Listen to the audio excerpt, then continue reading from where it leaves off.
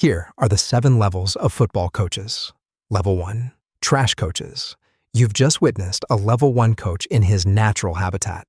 And before you feel too sorry for him, understand that he has been doing this exact thing at 3 different clubs across the last 7 years, collecting wages each time, and producing outcomes so consistently forgettable that you genuinely cannot remember a single one of them. Not a reference to the Adam Sandler film, well, maybe a little. It's called the Waterboy with a Whistle because these coaches showed up to the game, handed out the water bottles, blew the whistle at the end of 90 minutes, and then called it management. The infrastructure of football handed them everything: the squad, the budget, the coaching staff, or the training facility, and they handed back a mid-table finish and a post-match interview about a lack of cutting edge in the final third. Frank de Boer at Crystal Palace is the case study that football historians will use for the next 100 years whenever someone asks what a Level 1 coaching appointment looks like in its purest form. 77 days, 4 Premier League defeats, 0 goals scored across those 4 games. Crystal Palace had the time to hire him, give him full control of a preseason, watch him play 4 league matches, and terminate his contract before the matchday program team had properly updated his headshot. Specific kind of failure that requires genuine commitment. You have to work very hard to achieve that level of unremarkability with Premier League resources. Then there's Avram Grant, the living embodiment of perpetual adequacy. Chelsea, West Ham, Portsmouth. At Chelsea, he reached a Champions League final. At West Ham, he got relegated. At Portsmouth, he got relegated, and the club went into administration. 3 completely different clubs, 3 completely different squads, 3 completely different outcomes, and yet somehow all of them feel exactly the same when you try to remember them. He's the football equivalent of a background extra who appears in 3 different films, and you only notice him when someone points him out. This is the English Championship coaching carousel. 4 managers in 2 seasons.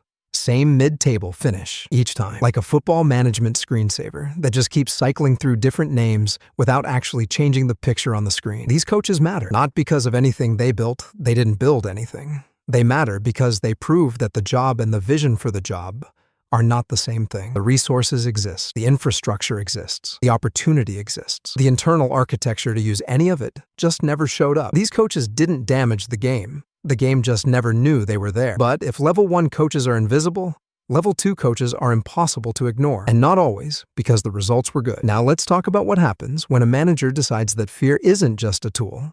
It's the entire philosophy. Level 2, basic coaches. Have you ever had a manager, a coach or a boss who walked into a room and the entire atmosphere changed instantly? Not because of anything they said, just because they arrived. And everyone in the room suddenly remembered exactly what they were supposed to be doing and started doing it with significantly more urgency. Well, welcome to Level 2, the drill sergeant. These aren't called strict managers or old school managers. They're called drill sergeants because the military comparison is not an exaggeration. These coaches ran football clubs the way armies run basic training, the isolation camps, the punishing fitness regimes, the absolute non-negotiation on every single aspect of how the day was structured, and in at least one confirmed case, a cheese wheel. Felix Magath in the Bundesliga is the defining modern case study, notorious for training sessions so brutal that players train through injuries rather than report them to medical staff, because reporting an injury to Felix Magath was widely considered the more painful option. The cheese wheel incident is not a rumor. Sebastian Bonisch, a Bayer Leverkusen defender, confirmed in a 2014 interview that Magath instructed him to roll a cheese wheel on his injured hamstring as physiotherapy. Spoiler alert,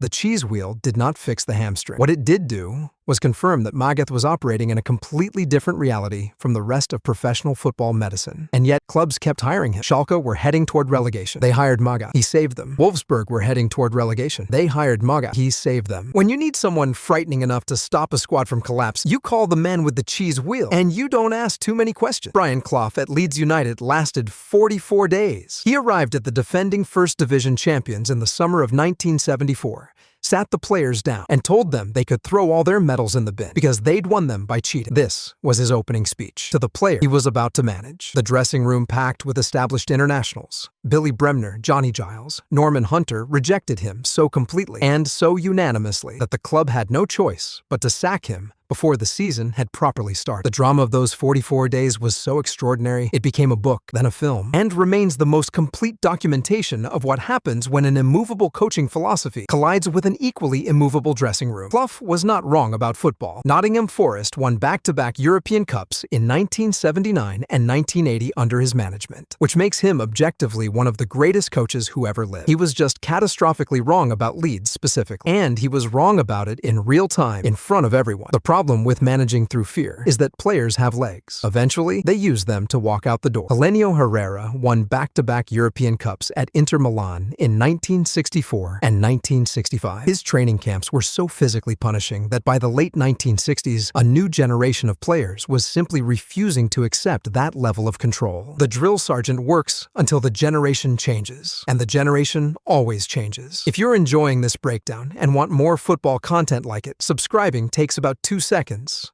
And it genuinely helps. But now, terror only takes you so far. The coaches at the next level realize something the drill sergeants never did. You don't need players to be afraid of you if the opponent can't figure out what you're doing. Now let's talk about the chess players. Level 3, mid-coaches. You know how in every heist film, there's always one character who never picks up a weapon, never runs anywhere, never raises their voice, but the entire operation falls apart without them, because they're the only one who actually understands the plan.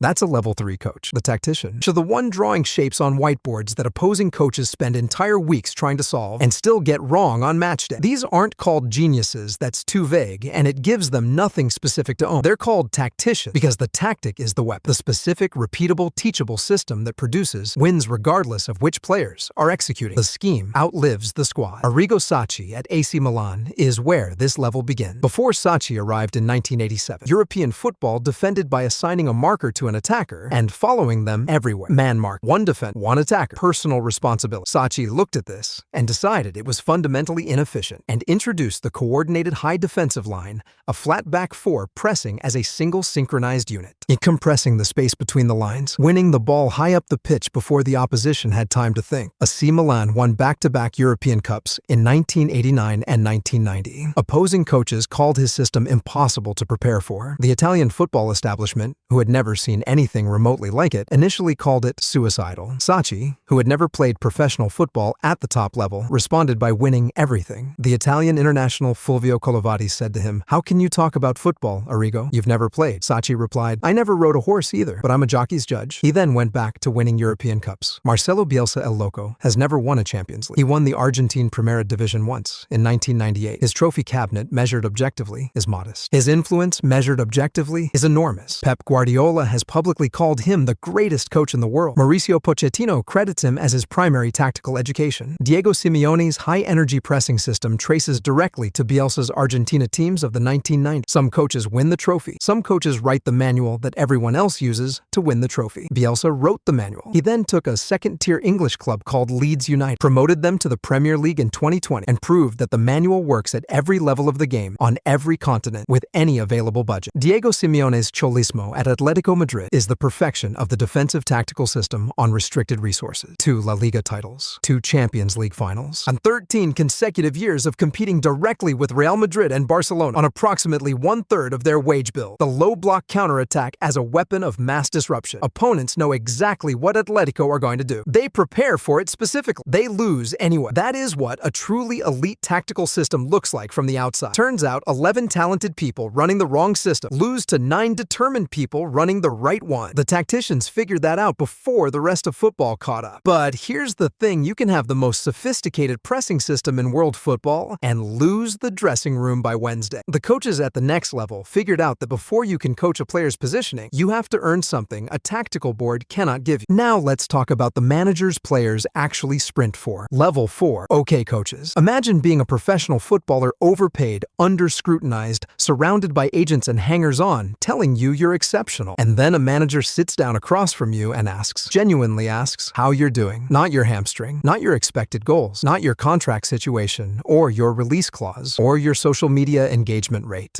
How you are doing as a person. That's the level 4 coach. And the player who experiences that for the first time will run through walls for that manager until their legs give out. Not the nice manager. Nice is a compliment that produces nothing and asks nothing. The player's coach is different because the player is genuinely the operational center of their entire philosophy. Not the system, not the board, not the contract, the human being in the boots. Bobby Robson is the universal case study in football's emotional intelligence. He managed PSV Eindhoven, Sporting CP, Porto, Barcelona, and Newcastle United across 3 decades and 4 different countries. Players at every single one of those clubs called him Dad. Not sarcastically, not as a nickname that started as a joke. Without irony and without embarrassment, Alan Shearer, Michael Owen, Ronaldo the original, and Rivaldo all described the same experience across completely different cultures and completely different eras. A man who made you feel that your value to him was not conditional on your last performance. Bobby Robson won league titles in the Netherlands and Portugal. He reached Champions League knockout stages with Barcelona and Newcastle with budgets that made it statistically improbable. And in 2016, a documentary about his life made grown men weep at football stadiums, openly in public, about a football manager. That is an astonishing sentence to type, and it is completely true. Jurgen Klopp understood something about his own tactical system that most coaches never fully reckon with. Gegenpressing, the high-intensity press, winning the ball back within seconds of losing, turning transitions into weapons only works if players run themselves into the ground for each other repeatedly every 3 days for 9 months of the season. That level of collective physical sacrifice cannot be manufactured by a tactical session. It requires genuine belief, not in the system, in each other. Klopp built that belief at Borussia Dortmund, 2 Bundesliga titles, a Champions League final, and then rebuilt it from scratch at Liverpool. Premier League title, Liverpool's first in 30 years. Champions League 2019, every available domestic trophy. Jordan Henderson, a player most clubs had already quietly written off as a functional but limited midfielder, reached a career peak under Klopp that nobody had predicted and nobody could fully explain, except by pointing at the relationship. Carlo Ancelotti is the quiet revolution of zero-ego management, the only manager in history to win league titles in 5 different countries: England, France, Germany, Italy, and Spain. 3 Champions League trophies. Players across completely different cultures, eras, and languages consistently described the same thing. A man who adapted his system to his players rather than demanding his players adapt to his system. That sounds obvious. It is, in practice, extraordinarily rare. But here's where it gets genuinely interesting. A player's coach changes the lives of the players they directly manage. The coaches at the next level figured out how to make that change permanent, not just for one squad, one season, one generation of players. They built something the sport is still running on decades later. Now let's talk about the culture builders. Level 5, Masterclass coaches. Have you ever watched a film where a character dies in the first act but somehow controls everything that happens for the next 2 hours? The villain is using their method. The hero is following their code. Every plot development traces back to a decision they made before the opening credits finished. That's what a level 5 coach does to a football club. Johan Cruyff arrived at Barcelona as manager in 1988. He left in 1996. Barcelona are operationally still running his system 30 years later. The 4-3-3 formation, the positional play principles, the technical standards applied at every age group from under 8 upward. The La Masia Academy that Cruyff built from the ground up produced Xavi Hernandez, Andrés Iniesta, Carles Puyol, Victor Valdés, Pedro, and Sergio Busquets, the core of the greatest club team ever assembled. As if that weren't enough, every subsequent Barcelona manager of significance was either a Cruyff appointment or a direct product of the philosophy Cruyff installed. Louis van Gaal, Frank Rijkaard, Pep Guardiola, Tito Villanova, Luis Enrique. Cruyff left in 1996. The culture he built won the Champions League in 2006, 2009, 2011, and 2015. He didn't just coach a football team. He installed an operating system, and the football team kept running it after he logged off. Arsène Wenger arrived at Arsenal in 1996 to a club where, by multiple documented accounts, players were eating Mars bars for breakfast and treating preseason as a light inconvenience before the real work began in October. Wenger introduced sports science, nutrition programs, sports psychology, stretching routines, and dietary regimes that are now considered standard across every professional club in England. He didn't just change Arsenal, he changed the industry standard for what professional preparation meant. Premier League clubs today run sports science departments built on foundations Wenger imported from French football. His foreign player pipeline Vieira, Bergkamp, Henry, Pires permanently transformed English football's relationship with European talent in ways the league is still benefiting from. Post-Wenger Arsenal spent the better part of 6 years trying to replace a culture rather than replace a coach, which is a significantly harder problem and one they were very publicly unprepared for. The best culture builders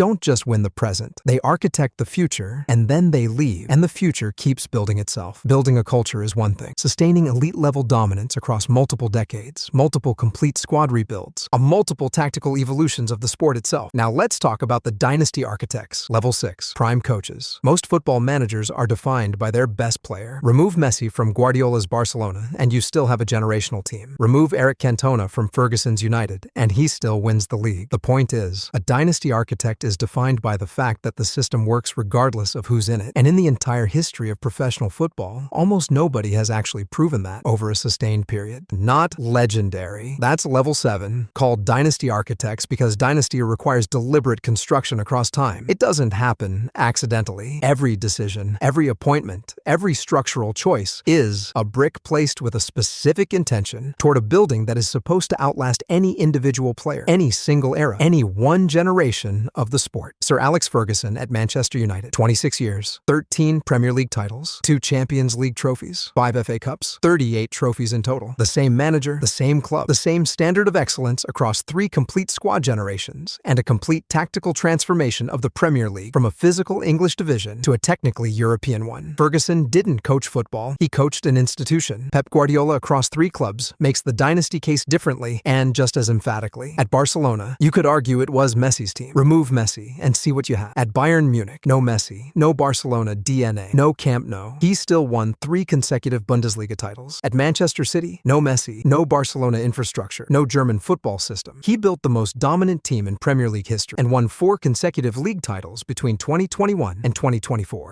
including a historic treble in 2023. The system is the constant. The players are the variable. That is what Guardiola has proven across 3 different countries with 3 different squads. And it is genuinely one of the most remarkable sustained achievements in the history of team sports. Then there's Bob Paisley. 9 trophies in 9 seasons at Liverpool, 3 European Cups, 6 league titles, the most decorated manager in Liverpool history by a significant statistical margin. And yet Paisley remains permanently in Bill Shankly's shadow, despite the fact that he objectively outperformed Shankly across every measurable dimension. Keep that question in mind. Why does the man who won more than the legend still feel like second place? Because the answer to that question is exactly what separates level 6 from level 7. Here's the question that's been underneath this entire list from level 1 onward. What does a manager have to do to stop being compared to other managers and start becoming the standard those comparisons are measured against? That's level 7. And the answer has almost nothing to do with trophies. Level 7, Godtier coaches. Here's what every single level of this list was actually building toward. Waterboys with whistles, drill sergeants, tacticians, players coaches, culture builders, dynasty architects. The legendary coaches understood every single one of those things. And then they did something none of the other levels did. They changed what football is. Rinus Michels. The 1974 Netherlands World Cup squad is the most tactically revolutionary team in the history of football. They finished second. They didn't win the tournament. West Germany beat them 2-1 in the final. And yet every pressing system, every positional play concept, every high defensive line traces its lineage directly to what Michels built. First at Ajax, where he won 4 consecutive European Cups between 1971 and 1974, and then with the Netherlands national team. Total football. The concept that every outfield player should be capable of playing every outfield position. That space is the primary tactical resource. That pressing is a collective weapon rather than an individual effort. Now back to Bob Paisley and Bill Shankly. Here's why Paisley, who won more by every statistical measure, still exists permanently in Shankly's shadow. Shankly didn't just build a football team. He built a relationship between a football club and its city that became the template for what a football club could culturally be. This is Anfield, the Cop. The boot room philosophy. The idea that a football club belongs to the people who support, not the people who own it. Shankly took Liverpool Football Club from the 2nd Division. Genuinely, they were in the 2nd Division when he arrived in 1959 and turned them into a European institution. And more significantly than the trophies, he turned the relationship between a club and its supporters into something that looked less like a sporting affiliation and more like a civic religion. Sir Alex Ferguson, in his autobiography, identified Shankly's Liverpool as the specific benchmark he was trying to surpass when he arrived at Manchester United. Not Paisley's Liverpool, not Fagan's, not Dalglish's, the one who invented the standard, not the one who accumulated the trophies. When the legendary coach builds something, they build the thing everyone else measures themselves against. That's why Shankly sits above Paisley in the cultural memory, regardless of the numbers. And if you're finding this useful and want to see more, subscribing right now means you won't miss the next one. But first, Johan Cruyff. Cruyff appears at level 5 as a culture builder, and he belongs there. But he belongs at level level 7 because his influence operates on two completely separate levels simultaneously. As a player, he demonstrated total football's possibility in real time on the biggest stages in world football. As a coach at Barcelona, he installed a footballing civilization. But the true measure of Cruyff's legendary status is that his influence produced Guardiola, who produced the tiki-taka era, which influenced every possession-based system globally, which produced coaches who are currently winning trophies with concepts Cruyff articulated in press conferences in the 1980s. The chain of influence is now 4 coaching generations long and accelerating. Guardiola has said directly, "He was my coach and the person who most influenced me in football." That's one generation. Guardiola then influenced every manager who studied his pressing and positional systems across the 2000s. That's 2. Those managers are now producing the next generation of coaches. That's 3. The sport is still inside Cruyff's idea of what football should be. That's not influence. That's authorship. Every formation being coached on a Sunday morning somewhere in the world right now. Every pressing trigger being drilled into an academy player who has never heard the name Rinus Michels. Every possession sequence that traces back to a whiteboard in Barcelona in 1989. That's the legendary coaches still working, still teaching, still winning. They just stopped needing to be in the room for it to happen. If you enjoyed this video and want to see how these coaching philosophies played out in the greatest upsets in football history, click the video on the screen.